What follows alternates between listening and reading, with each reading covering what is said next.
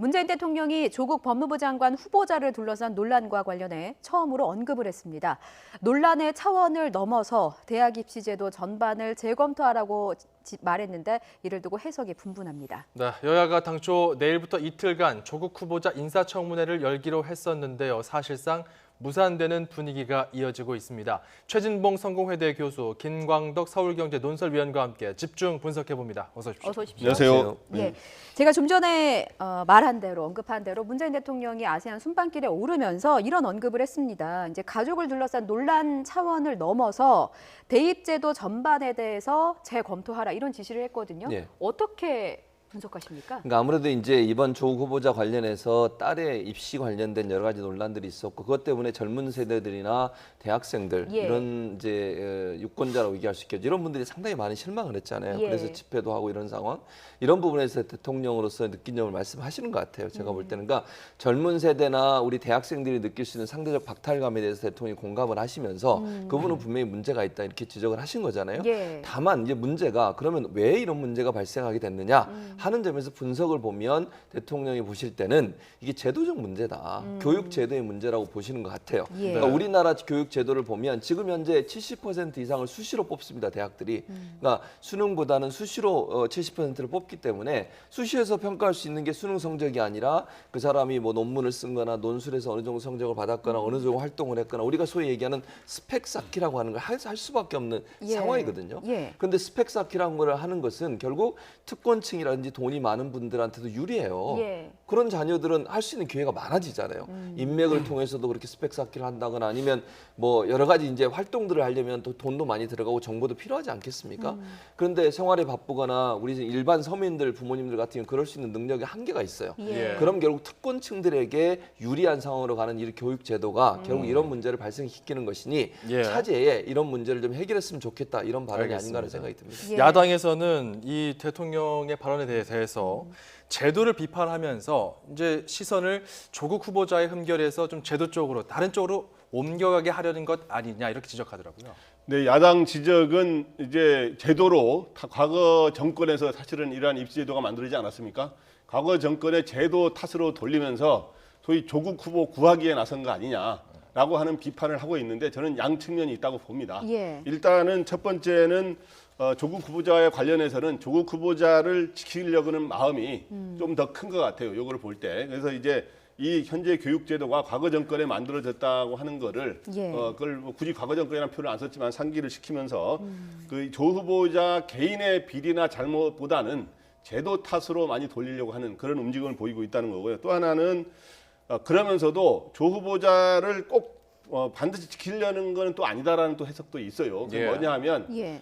이러한 제도를 고치려면 이런 제도에서 특히 이렇게 수혜를 받은 이런 아주 극소수가 될 거거든요. 예. 그런 분이 또 특히 정의를 다루고 공정을 다루는 법무장관에 과연 그러면 임명하는 게 적합하냐라고 하는 또 논란이 있을 수 있기 때문에 예. 예. 그 여론의 앞으로 추이를 보면서 그 조국 후보자에 대한 거취를 결정하지 않겠냐 하는 시각이 하나 있고요. 또 하나는 아까 이야기했지만 지금 현재 요 말을 하시면서 젊은 세대에 깊은 상처를 남겼다 이런 이야기를 했거든요. 그렇죠. 그 말은 뭐냐면 최근에 20대의 그 여론이 굉장히 안 좋아졌어요. 대통령 지지율이라든가 또 조국 후보자에 대한 반대 기류가 20대 굉장히 높기 때문에 예. 특히 또 그리고 2030 세대의 여성들에게 굉장히 지지가 높았는데 여기서도 그 안 좋은 이런 상황이 벌어지고 있어서 그런 지지율을 그 의식해서 여론을 뭔가 반전을 시키려는 하는 움직임 중에 하는 거 아닌가 생각이 됩니다. 알겠습니다. 문재인 대통령은 이런 발언도 했습니다. 청문회를 정쟁화시키면 좋은 사람을 발탁하기 어렵다라는 발언도 했거든요.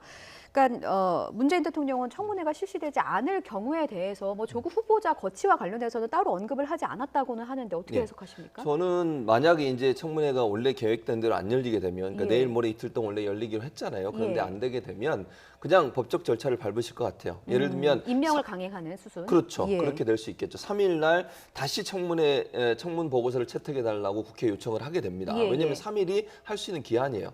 20일 안에 청문 보고서가 채택이 안 됐기 때문에 2일이 20일의 마지막 날이거든요. 예. 청문 보고서를 그러니까 청문 요청서를 보낸 지 20일 만이 그 대통령이 다시 액션을 취할 수 있는 시기니까 예. 3일 날 다시 청문 보고서를 채택해 달라고 요청을 하고 그리고 기간은 10일 안에 대통령이 정하게 돼 있어요. 예. 아마도 제가 볼 때는 본인이 돌아오시는 순방에서 순방에 돌아오신 예. 그날을 기점으로 잡지 않을까. 한 6일 정도 될 것 같은데요. 예. 6일 정도의 시간을 주고 그때까지도 청문보고서 채택이 안 되면 그냥 임명하는 쪽으로 가닥을 잡은 게 아닌가 이렇게 볼 수 있을 것 같습니다. 일단 뭐 일정대로 놓고 본다면은 이제 내일과 모레 이틀 동안 열리는 게 여야 간의 간사끼리 합의했던 내용인데 예. 이게 지금 이 조국 후보자 청문회가 수년될지 아니면은 이어질지 아니면 아예 무산될지 굉장히 안개 속입니다. 이에 대한 여야 반응을 좀 봐야 될 것 같은데요. 녹취 잠깐 듣고 오시죠. 더 이상 국회 인사청문회를 기다리는 것은 국회에 대한 예의도 아니고 더더욱 국민에 대한 예의도 아니라고 생각합니다. 오히려 지금 이 시점은 국민 앞에서 국민의 마음속에 있는 의혹과 궁금증을 해소해드리는 것이 후보가 견지해야 할 마땅한 도리라고 저는 생각합니다. 인사청문회를 어떻게든지 보이콧하고 인사청문회를 어떻게든지 무산시켜서 그들의 수순대로 조국 후보를 임명 강행하겠다. 이것이 그들의 내심인 겁니다. 그래놓고 지금 와서 뭐 가족은 반인륜이니 저희가 사실상 핵심 증인이지만 딸의 경우에는 이미 양보했습니다.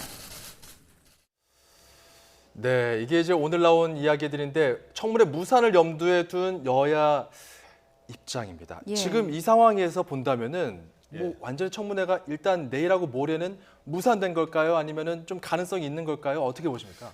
제가 그동안 취재해온 경험으로 볼 때 예. 내일하고 모레 원래 청문회가 예정돼 있지 않았습니까? 그럼 오늘까지 합의가 안 됐기 때문에 예. 내일 하는 거는 거의 무산이라고 보면 되고요. 내일은 확실히 어려워진다. 예, 어려워지기 내일 뭐 합의해서 내일 하기는 어렵지 않습니까? 근데 민주당에서는 내일 법사위 전체 회의를 뭐 요청하겠다 뭐 이런 의견인 것 같더라고요. 네, 뭐 요청해가지고 예. 거기서 서로 논의를 해서 하는데 정상적으로 열리려면 증인을 채택해가지고 예. 증인 채택해서 며칠이 지나야 열릴 수가 있거든요. 그런 측면에서 보면 사실 모레도 어려운 상황인데 그러나 청문회를 개최하지 않는 게 선례가 된다는 거는 예. 청문회를 개최하지 않고 누가 임명이 됐다든가 누가 거기서 그 과정에 낙마하는 이런 거는 굉장히 국회 인사청문회 제도에서 굉장히 안 좋은 선례를 남기는 거기 때문에 예. 그렇게 될 경우에 여야 전체 그리고 국회에 대한 비판, 국민들의 비판의 목소리가 굉장히 높아질 거기 때문에 마지막 시도가 있을 거여서 모레 이후에 어떻게 될지는 청문회가 열릴지 안 열릴지는 사실 반반 정도의 가능성이 좀 있다고 보는 게 예. 정확히 아닌가 생각이 됩니다. 예.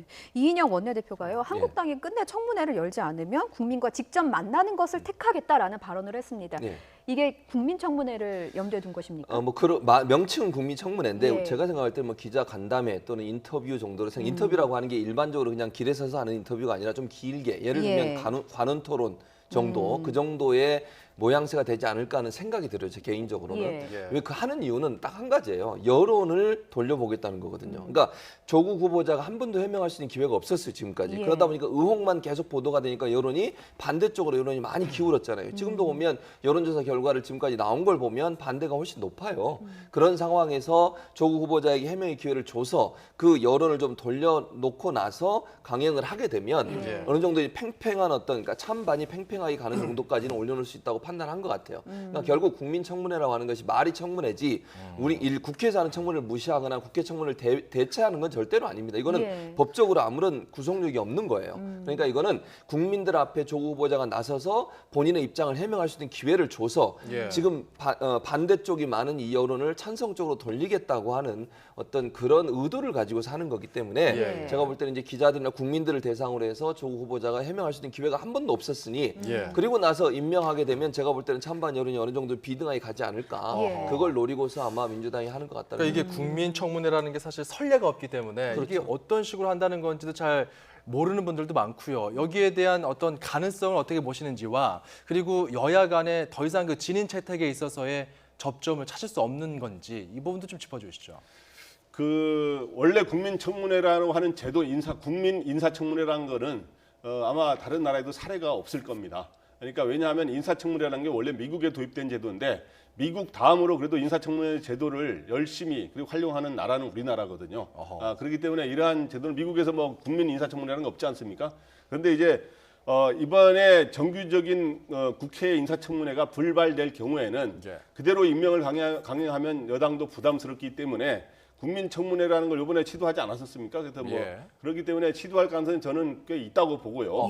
그런데 저는 이 국민 인사청문회는 굉장히 잘못된 선례를 남기는 거다. 청문회가 열리지 못하는 것보다도 더 잘못된 선례를 남기는 거다. 왜냐하면 이거는 포퓰리즘 정치의 전형이거든요. 기본적으로 국회라고 하는 것은 국민을 대표하는 기관으로서 그 인사를 검증한다는 권한이 부여된 건데 원래 민주주의의 지금 현재 전 세계적으로 할 때 민주주의 가장 제대로 된 민주주의를 하는 거는 현재로서는 의회 민주주의가 이루어져야 되거든요. 근데 의회를 떠나서 국민청문회라고 하는 형식이라고 하는 거는 그것도 청와대와 여당이 주도하는 형식이라는 거는 굉장히 바람직하지 않은 제도다.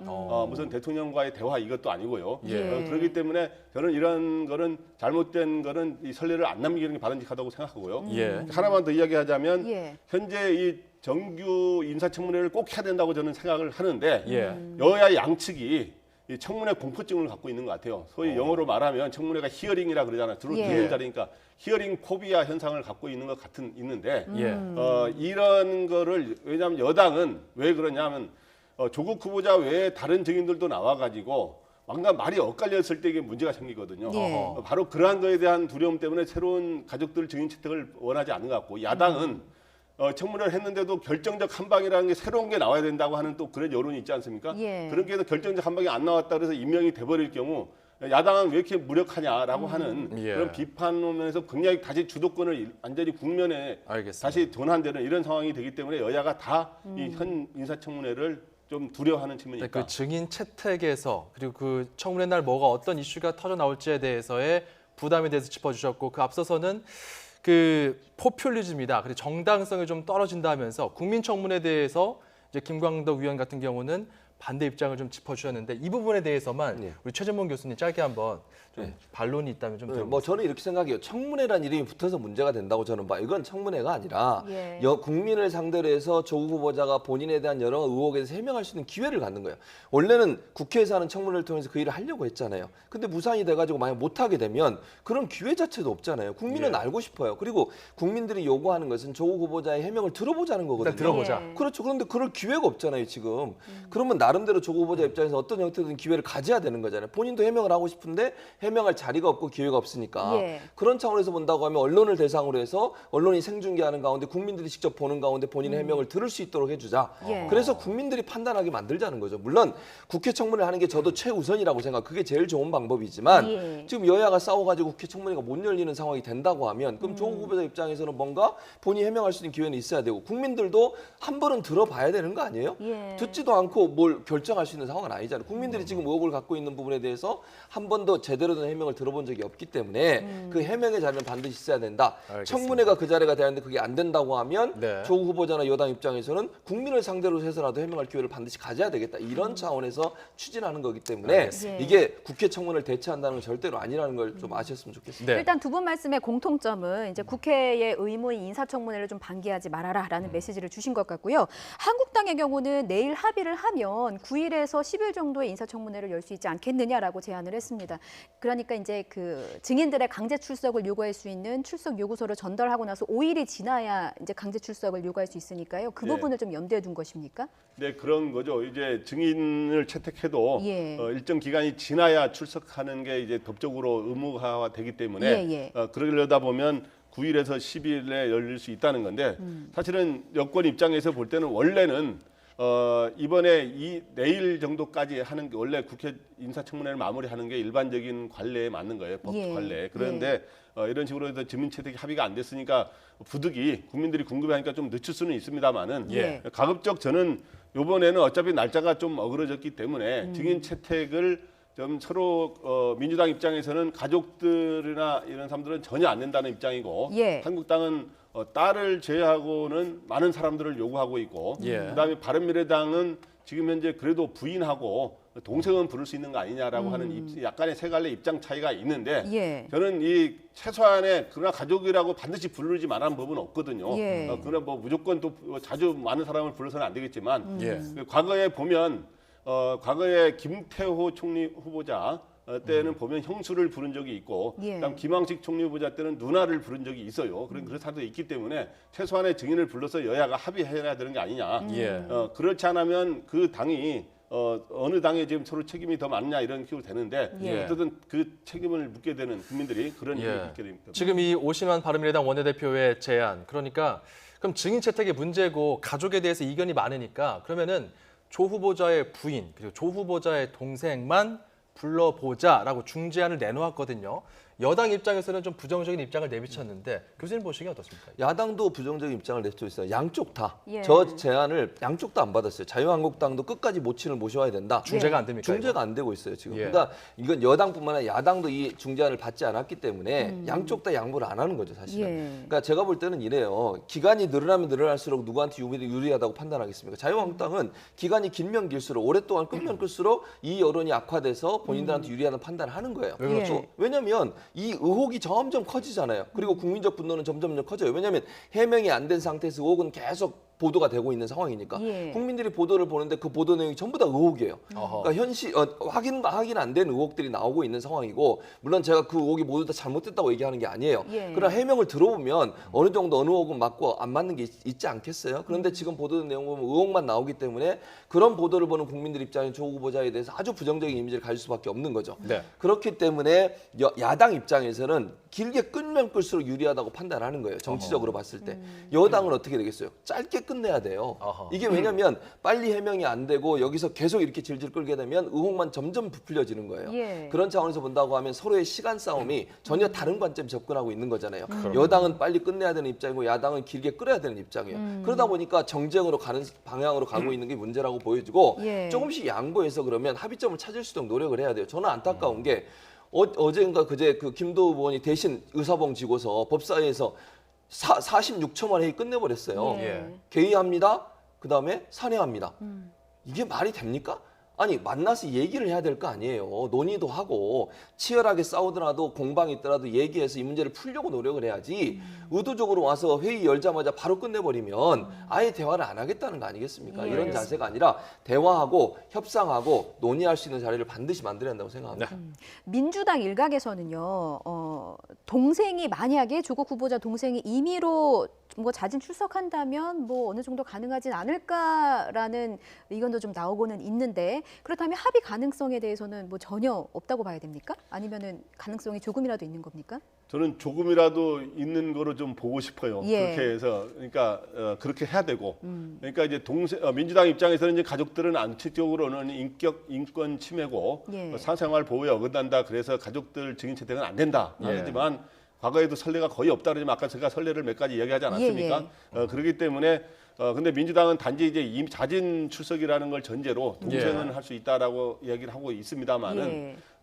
그러나 이제 저는 뭐 그게 자진 출석이든 어떤 출석이든 간에 실제로 출석한다면 예. 좋은 것이고 그래서 저는 한국당이 당초에 뭐 이 가족들을 대부분 딸을 제외하고 대부분 부르자는 건데 그걸 좀 축소시키고 예. 민주당도 몇 사람 출석하는 거로 양보를 해서 그거 지금 공식적으로는 그거로 대립하는 거로 돼 있습니다만은 예. 아까 속마음은 아까 이야기했지만 서로 포비아가 청문회에 히어링 대한 포비아. 공포증 이런 예. 게 좀 있는데 그럼 하고 이렇게 청문회를 여는 게 예. 국민에 대한 도리고 국회의 일을 예. 본연의 임무를 다하는 거다 이렇게 생각됩니다. 자, 이렇게 논의가 되고 있는 중에 당사자는 마음이 어떨까요? 조국 후보자 일요일인 오늘도 청문회 준비를 위해서 사무실로 출근을 했는데요. 어떤 이야기를 했는지 듣고 오겠습니다. 오랫동안 준비하면서 국민 여러분께 소명할 기회를 기다려왔는데 답답한 심경입니다. 여야 합의로 정해진 일정이 지켜지지 않을 때 장관 후보자로서 어떻게 해야 할지 고민이 큽니다. 오늘 늦게라도 인사청문회 개최 소식이 들려오기를 고대하겠습니다. 네, 답답하다입니다. 그리고 기다리겠다인데요. 이 부분에 대해서는 사실 뭔가 해명할 기회가 필요하다고 하는 그 우리 교수님의 최진봉 교수님의 입장에서는 뭐 충분히 그 부분이 드러났기 때문에 이 부분은 저희가 김광덕 의원의 위원의 이야기 좀 들어보도록 하겠습니다. 조국 후보자가 지금 선택할 수 있는 선택지가 있다면 뭐가 있을까요? 일단 조국 후보자는 지금까지 주로 공격과 비판을 받아온 입장이기 때문에 청문회라는 무대를 통해서 극적으로 뭔가 상황이 여론이 좀 반전의 계기를 마련하자라고 하는 그런 마지막 기대를 갖고 있을 겁니다. 그래서 근데 보통 이제 그 여론이라고 하는 게 어떤 구체적인 팩트도 또 중요하지만 예. 또 감성적인 부분 이런 것들이 또 굉장히 또 영향을 미치는 측면이 있거든요. 예. 그렇기 때문에 그날 나와서 여러 가지 해명을 하다 보면 여론이 반전될 수 있지 않을까 하는 기대를 하고 있는 측면이 있는 것 같은데 저는 뭐 청문회 때 당연히 그런 기회가 보장이 되고 그렇게 되면은 굉장히 바람직하다고 봅니다만은 그러나 지금까지도 해명할 기회가 원래 그 중간에 이렇게 의혹 제기했을 때 계속 그 청문회 준비를 해서 그동안 해명을 해왔거든요. 과거의 후보들 보면. 예. 그런데 지금까지 조국 후보자를 보면은 딸에 대한 의혹 제기라든지 웅동하고 그리고 사모펀드 크게 세 가지가 있지 않습니까? 특히 딸에 대해서는 송구스럽다는 표현을 한 적은 있습니다만은 그거에 대한 의혹에 대해서 조국 후보자 본인이 해명한 게 거의 없어요. 뭐 청문회에서 밝히겠다 이런 예, 입장이었죠. 그렇기 때문에 사실은 아주 정당하다면 그 부분에 대해서 지금 뭐 이 여권 주변 인사들을 보면 이걸 억측이고 다 뭐 이런 상상이고 이런 식으로 주장을 합니다만은 딱 하나의 예를 들자면 딸이 대학에서 2, 3주 인턴을 하고 SCI급의 논문의 제1저자로 올랐다는 거는 SCI 2급이죠. 예. 예, SCI 2급. SCI급하고 큰 차이는 없습니다. 근데 이제 그거는 그렇게 쓸 수 있다는 국제 학회에 쓸 수 있는 정도의 수준이 된다는 거는 그 많은 사람들이 공감을 못 하고 있는 부분은 그거는 억측이 아니고 일종의 팩트에 관한 사항이거든요. 예. 바로 그러한 점들에 대해서 구체적으로 어떻게 되는지를 사실 해명할 기회가 있는데도 안 한 측면도 있다는 것도 염두에 둬야 될 겁니다. 예. 예. 그러니까 교수님께서 이제 예. 한국당의 경우는 이 사안을 추석 밥상까지는 끌고 가려는 것이 한국당이 좀 유리하다고 보는 것 같다라는 부분 짚어주셨는데 예. 더불어민주당 김종민 의원이 오히려 반박을 했습니다. 아, 추석 밥상에 조국 올리겠다는 건데 이대로라면 나경원, 황교안이 밥상에 오를 거다. 이게 바로 박근혜 정권을 망하게 한 본질이다라고 강하게 비판했습니다. 그렇습니다. 왜냐하면 이제 자유한국당이 이제 청문회를 보이콧하고 있다고 하는 게 일반적인 분석이에요. 물론 예. 자유한국당은 이제 민주당에게 그 책임을 넘기고 있는데 사실은 청문회에 대해서 지지부진하고 가능한 시간을 오래 끌려고 했던 모습을 보이는 건 자유한국당이잖아요. 예. 그런 차원에서 본다고 하면 국민들이 어찌 보면 뭐 중립에 있는 분들이나 중간지대에 있는 분들 같은 경우 왜 청문회도 안 여냐. 아까 김광도 의원도 말씀하셨지만 예. 기본적으로 국회가 해야 할 일은 해야 되는 거잖아요. 예. 아니 청문회는 당연히 국회가 해야 될 일인데 그거를 안 하고서 자꾸 이렇게 미루고 그러니까 해명할 수 있는 기회마저 주지 않는 이런 상황을 국민들은 너무너무 답답해요. 예. 청년들이 여러 가지 그 학교에서 여러 가지 집회를 하잖아요. 집회에 나오는 구호가 뭡니까? 처음에는 조국 스탑이라는 구호도 나왔지만 그거보다 지금은 진실 규명이에요. 진실 규명. 예. 대체 무슨 일이 있었고 학교도 정확하게 진실을 밝혀라. 예. 그걸 듣고 싶어 하는 거 아니겠습니까? 그리고 나서 결정할 수 있는 거죠. 지금 한쪽 의견만 듣고서 결정할 수 있는 상황이 안 되기 때문에 이런 청문회를 통해서 들을 수 있는 기회를 만들어주고 국민들이 그 듣고 나서 그런 판단할 수 있는 거잖아요. 조 후보자 말이 신뢰성이 있는지 없는지 또 본인의 해명이 어느 정도 논리성이 있는지 없는지를 분명히 판단할 수 있을 텐데 예. 그런 기회마저 갖지 못하게 하고 국민들이 그걸 들을 수 있는 기회가 없다고 하는 것은 예. 도리어 부메랑이 돼서 자유한국당에게 공격의 어떤 빌미가 될 수 있다. 이런 점을 지적한 거라고 저는 봅니다. 이런 가운데 자유한국당 그 현재 그 원내 의원들의 입이라 할 수 있는 김정재 원내 대변인 논평을 내렸는데요. 이 부분이 조금 논란이 되고 있습니다. 저희가 좀 준비한 그 어떤 표현을 했는지 저희가 조금 준비한 것이 있는데요. 자, 어떤 식이냐면은 이제 조국 후보자가 그 국민을 우롱하고 있다면서 엘리베이터에서 이제 출근하면서 엘리베이터에서 보여진 모습이 안에서는 웃고 있다가 문이 열리니까 표정이 싹 변했다. 이 부분을 좀 지적하면서 이런 이야기를 했거든요. 잠깐 보여드리겠습니다. 제가 차마 입에 좀 담긴 좀 예. 애매한 측면이 있어서요. 이런 식으로 이제 논평을 내놓으면서 민주당 쪽에서는 귀를 씻고 싶다. 참 이런 이야기를 듣게 돼서 착잡하다, 성희롱이다 이런 식으로까지 지금 지적이 나왔는데 이 부분은 좀 현 국민에서 도움이 될까요? 일단 결론적으로 이야기하면은 굉장히 잘못된 발언이고요. 저런 발언은 정치권에서 여당 야든 나오면 안 됩니다. 저는 예. 굉장히 잘못된 거고 또 한국당 입장에서도 한국당에 굉장히 불리한 그런 발언이라고 저는 생각이 되고요. 바로 그러한 그 어떤 정치적인 과욕이라든가 판단 미스로 인해서 저런 것들이 당에 이제 손해를 끼치게 되는 거죠. 그런데 예. 이제 그러면은 근데 저렇게 말한 취지는 조국 후보가 최근에 격려하는 무슨 꽃 같은 거를 받지 않았습니까? 예. 근데 그 받아서 그에 감사하다는 뜻을 표현했는데 그렇게 하면서 스스로 가로로 한자를 열어 가지고 가로 열고 스스로 위로하다 뭐 이런 식의를 했습니다만은 예. 저게 이제 중의법적인 뜻이 될 수가 있기 때문에 예. 분명히 잘못되고 저런 발언은 다시 있어서는 안 된다 이런 생각이 듭니다. 예. 자, 이번에는 문재인 대통령의 선택은 과연 무엇일까라는 부분을 좀 전망을 해보겠습니다. 앞서 문재인 대통령이 모레인 3일에 청문 보고서 재송부를 요청할 것이다라고 전망을 해주셨는데 예. 결국 청와대는 이 청문회 수년은 고려하고 있지 않다라는 걸로 봐야 됩니까? 지금 상황에서는 그렇다고 보는 게 맞을 것 같습니다. 예. 왜냐하면 이게 아까 김 의원님도 말씀하셨지만 예. 법을 어긴 거예요, 사실은. 그러니까 청문회라는 법에 보면 20일 내에 청문회를 끝내서 어떤 형태로든 이게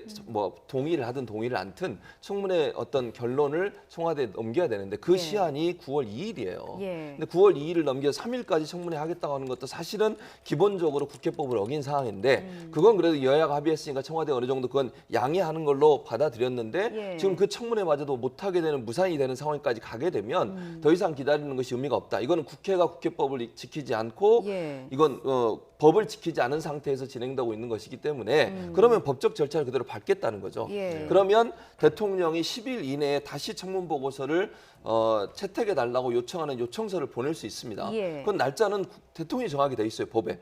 대통령이 뭐 제가 아까 뭐 6일 말씀을 드렸는데 저는 6일 정도 줄 거라고 생각이 되지만 그건 뭐 대통령이 어떻게 할지 모르겠죠. 최대 10일이라고 해도 늦어도 추석 연휴가 시작하기 전이면은 예, 임명을 저는 할 그렇게 수가 있는 생각. 거죠. 그렇죠. 예, 그러니까 대통령이 어느 정도 날짜를 정하냐는 대통령의 고유 권한이니까 우리가 뭐라고 알고 수 있는 문제가 아니에요. 예, 예. 그리고 나서 그 기간이 지났는데도 청문 보고서가 다시 채택이 안 됐다? 그러면 당연히 그때는 임명할 수 있는 거죠. 그럼 법의 절차를 따라서 하겠다는 거예요. 합법적 절차를 통해서. 그럼 물론 여러 가지 여론에 여러 가지 얘기가 있을 수 있지만 제가 만약에 대통령이 그런 방식으로 처리를 하신다고 하면 중간에 아마도 조국 후보자가 어떤 형태로든 국민 앞에 본인을 해명할 수 있는 본인의 의사를 밝히고 해명할 수 있는 기회를 가질 거라고 봅니다. 예. 그게 뭐 제가 청문회라는 말을 쓰지 않겠어요. 왜냐하면 청문회라는 말을 쓰다 보니까 논란이 또 되고 있어요. 그러니까 국민 앞에 조국 후보자가 해명할 수 있는 기회는 반드시 가질 거고요. 예. 그리고 나서 여론의 추이를 또 볼 거다. 저는 그렇게 판단이 됩니다. 알겠습니다. 좀 검찰 수사 쪽의 이야기를 짚어보도록 하겠습니다. 조 후보자 관련해서 압수수색을 실시한 검찰.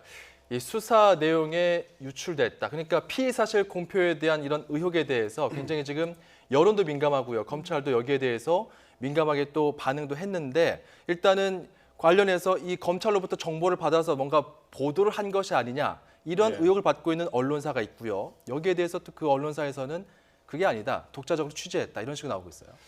저도 이제 언론 감각으로 볼 때 처음에 모 방송사가 뭐를 보도했냐면 부산 의료원장 조국 후보자 딸에게 장학금을 준 의료원 사람이 이제 부산 의료원장이 되지 않았습니까? 근데 예. 그 사람이 대통령 주치의를 추천하는 과정에서 자기가 굉장히 깊은 역할을 했다라고 하는 이런 문서가 입수됐다라고 하는 건데 예. 이거 기자가 입수한다는 게 거의 불가능한 거기 때문에 저는 검찰에서 흘려줬을 거라고 처음을 생각을 했어요. 예. 근데 나중에 그 방송사 언론사와 그다음에 검찰의 해명을 보면 예. 이런 내용이 나옵니다. 그것도 다시 최종 확인이 필요한 겁니다만은 압수수색 직후에 병원 측의 양해를 받고 복수의 기자들이 그 방에 들어가서 컴퓨터를 이렇게 만져봤던 모양이에요. 만져보면서 그 바탕화면에 있다는 거를 취재를 했다고 하는 설명이 나오는 거 봐서는 예. 또 그것도 일리가 있을 수 있는 측면이 있기 때문에 이거는 피사실 유포인지 아닌지는 좀 더 검증이 필요한 것 같고요. 그 부분은 예. 저는 처음에는 이제 피사실 유포라고 생각을 했는데, 근데 이제 하나 또 지적하고 싶은 거는 저는 피사실 유포가 그동안에 수십 년 동안 검찰이 예. 잘못된 관행으로 그렇게 흘러왔는데 예. 이제 앞으로 그러한 피사실 유포는 굉장히 인권 침해라는 측면이 있기 때문에 그거는 굉장히 특별한 경우를 이런 예외 규정을 만들어 가지고 하지 않은 이상은 예. 그건 없어야 되는데 특히 근데 청와대와 이번에 여당이 그걸 제기하는 거는 이중잣대라고 봅니다. 과거의 경우 최근 불과 얼마 전까지 그런 피사실 공표가 거의 검찰의 관행처럼 돼 왔는데 최근에 뭐 국정농단 사건뿐만 아니라 뭐 김성태 의원이라든가 이런 건이 어떤 언론에 계속 보도가 되고 했는데 예. 이런 거에 대해서 한 번도 문제 제기를 하지 않다가 이 살아있는 권력을 수사하라고 한 직후에 현 정권에 대한 수사가 딱 들어오니까 그 이야기를 처벌을 이야기하는 거는 예. 이중적 잣대인 측면이 있다. 앞으로 이번 기회에 여야가 힘을 모아서 이 피의사실 공표가 굉장히 제한될 수 있도록 이렇게 해야 된다 이 생각이 듭니다. 예, 지금 검찰 수사 대상에 오른 조국 후보자에 관해서 얘기를 나누고 있는데 이게 문재인 대통령의 고민이 되기도 합니다. 검찰 수사 대상이 됐는데 만약에 청문회 없이 혹은 청문 보고서 채택 없이 임명 절차를 밟게 된다면 이것도 한편으로는 정권에 부담이 될 수 있지 않겠느냐라는 분석도 있습니다. 그런 분석도 있을 수 있죠. 예. 그러니까 왜냐하면 수사를 당하고 있다. 이건 맞는 말이에요. 그러니까 피의자가 됐다. 그것도 고소를 했으니까 피의자가 될 수밖에 없는 거죠. 예. 고소를 10건 정도 했는 걸로 알고 있는데 그 10건을 다 자유한국당이 했습니다. 보수 진영에서 했고요. 그러면 일방적으로 고소를 해서 거기에 피의자가 된 사람이 죄가 있다 없다 아직 모르는 겁니다. 예. 피의사실 공포도 그래서 문제가 되는 거 아니겠어요? 그러니까 죄가 있는지 없는지가 명확하게 아직 수사가 끝나지 않은 상태에서 마치 이런 기사들이 나오거나 이런 어떤 언론들의 이런 게 흘러나오면 예. 그 사람 죄가 있는 것처럼 인식될 수 있어요. 그것 때문에 피의사실 공포를 하지 말라는 거 아닙니까? 예. 무죄 추정의 원칙에 의해서 현재 진행되고 있는 수사에 대해서는 아직은 무죄로 보는 거예요. 그러면 이걸 수사가 다 끝날 때 기다렸다가 그러면 법무장관을 임명하는 걸 말 거냐 결정하게 되면 너무 많은 시간이 필요하잖아요. 이게 언제 수사가 끝날지도 모르는 상황이에요.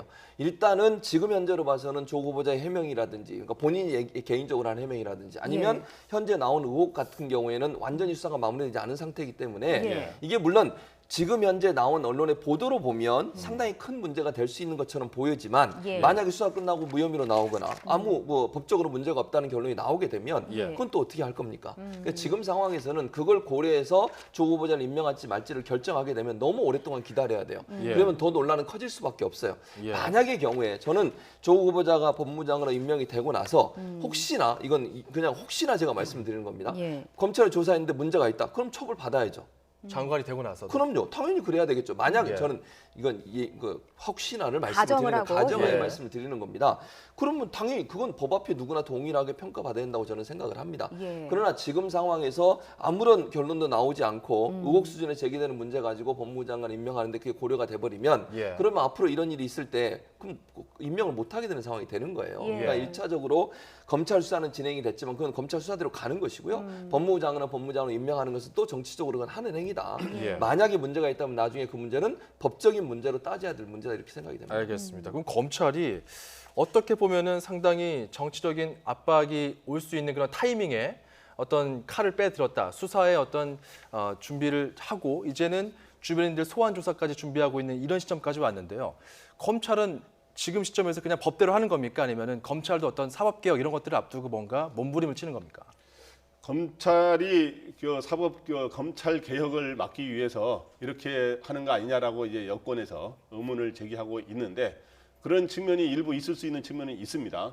그런데 저는 일단 이번에 고소 고발 건이 많이 들어갔기 때문에 예. 언젠가는 수사를 할 수밖에 없는 건데 과연 근데 청문회 전에 수사하는 게 바람직하냐라고 하는 문제 제기는 할 수 있어요. 그래서 근데 이제 이거에 대해서 검찰이 뭐라 그랬냐면 압수수색을 들어간 거는 시간이 늦어질 경우에 증거가 인멸되기 때문에 압수수색을 빨리 한 거다라고 예. 하고 있어요. 그래서 저는 뭐 압수수색한 것까지는 뭐 있을 수 있다고 보고요. 그런데 예. 이거를 아까 말했지만 피의 사실을 밀리 흘리다 보면 예. 그 피의 사실 흘린 게 사실 확인도 되지 않은 채로 죄처럼 돼버리는 경우가 있기 때문에 예. 피의 사실 흘리는 거는 저는 잘못됐다고 보고요. 그렇게 해서는 안 되고 그렇게 해서 저는 청문회가 마무리된 뒤에 수사를 압수수색한 걸 토대로 수사를 본격적으로 해서 살아있는 권력이든 살아있지 않은 권력이든 간에 예. 그걸 분명하게 진위를 가려야 된다 이런 생각이 듭니다. 예. 지금 뭐 사법개혁에 대한 말씀을 나눠서 말인데요. 만약에 조국 후보자가 논란 속에서 법무부 장관에 임명이 된다고 하더라도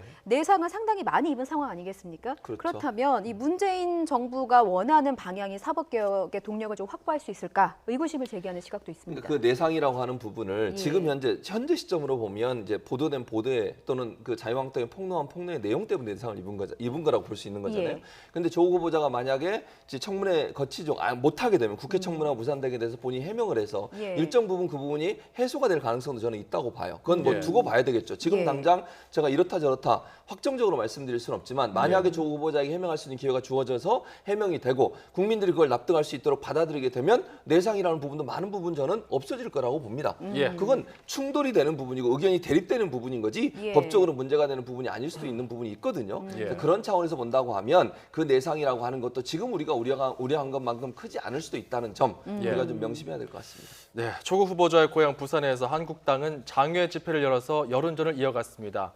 화면 잠깐 보고 이어가시죠.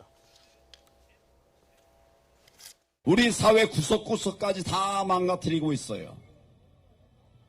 그 이름은 누구냐? 조국입니다. 그들은 어제 마음대로 선거법도 통과시켰습니다. 그 선거법 그대로 하면 자유한국당은 100석을 얻기 어렵습니다. 자, 지금 자유한국당의 그런 장외 집회 흐름으로 봤을 때는 그 예. 국회에서는 일단은 지금 청문회 관련 논의를 계속해서 하고 있고 장외에서 이렇게 나가고 있는 이 투트랙 전략에 대해서 어떻게 평가할 수 있을까요? 원래는 국회는 원내 국회 내에서 이제 또 정기국회도 열리지 않습니까? 예. 국회 내에서 주로 거기서 논쟁을 하고 토론하고 대화를 하고 거기서 투쟁을 하는 게 원래 정도를 걷는 거라고 보고요. 그런데 부분적으로 과거에 현재 여당도 과거에 장외 집회를 많이 해오지 않았습니까? 예. 그러니까 부분적으로 장외에서 전혀 불법이 아닌 폭력을 수반하지 않고 거기에 무리한 주장을 하지 않고 하는 장외 집회를 하지 말란 법은 없습니다. 예. 부분적으로 할 수는 있는데 예. 그게 우선이 돼서 국회를 반기하면 안 되는 거죠. 그래서 이제 그런 배합해서 할 수는 있다고 봅니다. 그런데 그러다 보면 그러나 이제 국회를 지금 현재 정기국회가 제대로 열릴지 이제 걱정 여야 대치 때문에 하는데 예. 국회를 제대로 열고 민생 법안을 통하고 개혁 법안을 통하고 이런 것들을 제대로 해야 된다. 일단 그런 예상을 갖고 있습니다. 예. 예, 예. 자, 이제 마지막으로 짧게 질문 하나 드리겠습니다. 나경원 원내대표의 광주일보 정권이란 발언은 어떻게 보셨습니까? 저는 정말 부적절한 발언이라는 생각이 듭니다. 예. 아무리 부산에 가서 부산의 표심, 민심을 얻고 싶은 마음이 있는지 모르겠지만 또 지역 감정 부추기는 거잖아요. 예. 이 고질적인 질병 아닙니까? 지역 감정 없애다고 여야 다 얘기했었습니다. 그런데 예. 가서 또 호남 사람들 많이 뽑았으니까 부산은 우리를 지지해 주세요. 이런 얘기를 하는 것은 우리 정치를 다시 몇십 년 뒤로 후퇴시키는 거예요. 예. 그거 하지 말자고 했던 것이 우리가 지속적으로 얘기했던 겁니다. 지역 감정 부추기는 행위 또는 뭐 색깔론 부추기는 행위 그만둬야 됩니다. 예. 우리 정치가 선진화된 정치로 가기 위해서는 국회의원들이 이런 부분들을 좀 자제하시는 게 필요하다 이런 생각이 듭니다. 예. 지금 이 부분에 대해서는 어쨌든 뭐 지역 감정을 조장하고 있다 이런 비판을 지금 하고 있는 상황인데 예. 앞서서는 뭐 그냥 이런 다른 어떤 것이 없이 그냥 집회만 있는 거는 인정할 수 있지만 이 부분에 대해서 어떻게 보십니까? 예, 좀 바람직하지 않은 거라 보고요. 원래 이제 이거를 하면서 그걸 인용했죠. 서울의 구청장 중에 25명 중에 24명이 민주당 소속인데 그 중에 20명이 이제 특정 지역 출신이다. 뭐 이런 이야기를 하면서 이야기를 했는데 예. 그러나 어떻든 이거는 지역주의를 조장할 수 있는 발언이기 때문에 이런 발언들은 없는 게 맞는 거다. 이렇게 없어야 된다. 이렇게 생각이 됩니다. 예, 알겠습니다. 저희 두 분 말씀은 여기까지 듣겠습니다. 일요일 밤에 참 고생하셨습니다. 네. 네, 지금까지 최진봉 성공회대 교수, 김광덕 서울경제 논설위원이었습니다. 고맙습니다.